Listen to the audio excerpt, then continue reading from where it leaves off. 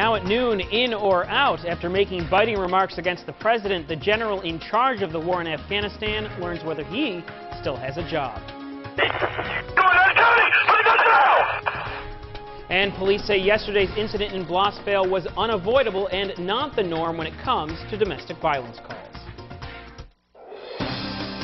Where the news comes first. Central New York's first and only local television news source. This is News Channel 2 at noon. Good afternoon, I'm Dave Dellecese. Don has the afternoon off. Police say a domestic call was made to 911 involving Adam Thiel just last week. Police say another domestic type call was made yesterday before the shooting. According to police, they receive thousands of domestic calls a day, but not all as serious as yesterday's. It's your top story on this Wednesday afternoon, and News Channel 2's Pat Bailey has the details live from the newsroom. Pat? Dave, Captain Coots of the New York State Police says yesterday's incident in Blossvale is an extreme case of how a domestic call can go when state troopers show up. He says of the thousands they get each year, not many end that way. However, during a domestic call, he says his officers just never know, and yesterday was an example of that. On a 911 dispatch tape from yesterday, you can hear the dispatcher say that 21-year-old Adam Thiel threatened to shoot his son if police showed up. Captain Coots says despite that threat, state troopers simply had to respond. The captain says when troopers arrived, Thiel killed his 3-month-old almost instantaneously, making the incident nearly unavoidable. Coots says his officers did in fact follow protocol. For someone to say that, well, should you have backed off, and then something tragic happens then, will certainly be criticized. The actions that the trooper and the sergeants took yesterday were within our training, within what our policy dictates.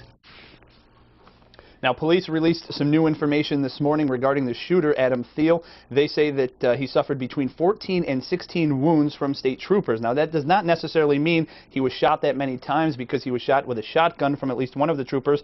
The bullet there at that point would have exploded with pellets coming out, creating more injuries, according to police. They are not releasing exactly how many times he was actually shot. Also, some new information from police this morning. They say that they have been informed by the hospital where Adam Thiel underwent surgery that he is expected to survive his injuries from state police. Now, this means that he is expected to be charged with second-degree murder. Dave? All right, Pat Bailey reporting from the newsroom. Thanks a lot, Pat. We've been covering all angles of this story since we first reported it to you yesterday morning. To see our complete coverage on this, go to WKTV.com. There you'll find reactions from neighbors and Adam Thiel's lengthy rap sheet. General Stanley McChrystal had a chance today to explain himself to President Barack Obama. America's top general in Afghanistan was abruptly ordered back to Washington after a magazine published an interview critical of the president and other top U.S. leaders. NBC's Brian Moore has this story from Washington. General Stanley McChrystal went to the White House to find out whether he'd keep his job after trashing the president and his command staff in a Rolling Stone magazine interview. Half an hour after going into the face-to-face meeting with President Obama, McChrystal was headed out. A day earlier, the commander-in-chief made it clear this was far more than a personnel issue. I want everybody to keep in mind what our central focus is, and that is success in making sure that Al-Qaeda and its affiliates cannot attack the United States and its allies. McChrystal has been overseeing a war that's headed into a critical phase. U.S. troops surging into Afghanistan, violence and the stakes escalating dramatically. He is the war in Afghanistan. It is his strategy, his surge, his organization, his command structure. McChrystal's statement shined an unflattering light on a war that's not going well. Karzai's incompetent, the government's corrupt, the American people don't support it. Those are the issues on the table, not bad judgment on the part of McChrystal and his public affairs guys. For a general, a trip to the White House woodshed, and for President Obama, a tough call at a difficult time. Brian Moore, NBC News, Washington. A federal judge has overturned a moratorium on new offshore oil drilling, essentially paving the way for companies to resume digging for oil off the Gulf Coast. Meantime, reports of oil reaching Florida's beaches in the Panhandle began earlier this month, and it doesn't look like the end is in sight. This is a look at tar balls this morning in Pensacola. Tar balls continue to wash ashore in scattered spots from Pensacola to Grayton Beach in Walton County. This morning, the executive at BP in charge of the cleanup at the Gulf says they are going to hold off and figure out their mistakes for the Deepwater Horizon platform before starting on any new drilling.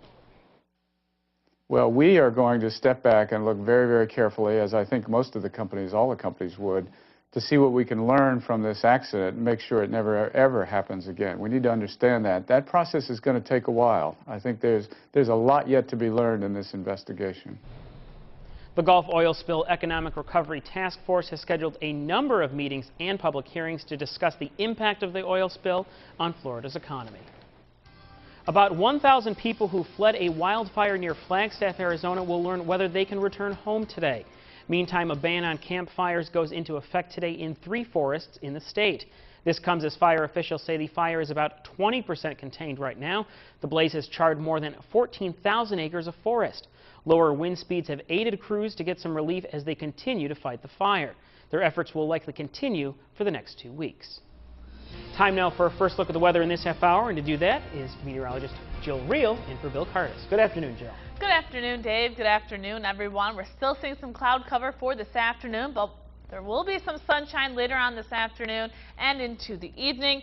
It's going to continue to be humid outside. Expect muggy conditions not only for this afternoon, but even into tonight. And tonight, that's when things are going to get interesting. We'll see some thunderstorms and showers develop throughout the overnight and into Thursday. Currently, we're at 69 degrees. That dew point is still in the mid-60s. That's when it feels uncomfortable. The wind out of the west at 10 miles per hour. Again, we're dealing with cloud cover across New York State. If you look back towards Syracuse and Buffalo, we're expecting partly sunny skies as we head towards the afternoon. Temperatures will quickly make it into the mid to upper 70s to low 80s. And then, like I said earlier tonight, we will see some thunderstorms. We'll look at that forecast coming up in just a little bit. Dave, back to you. Thanks, Jill. Well, don't go anywhere. We have a lot more ahead on News Channel 2 at noon, including Hat in the Ring. Another Oneida County Sheriff candidate officially kicks off his campaign. Plus, goal. It's do or die for Team USA soccer and fans in Central New York. We're all out in force. Don't go anywhere. You're watching News Channel 2 at noon. You're watching News Channel 2 at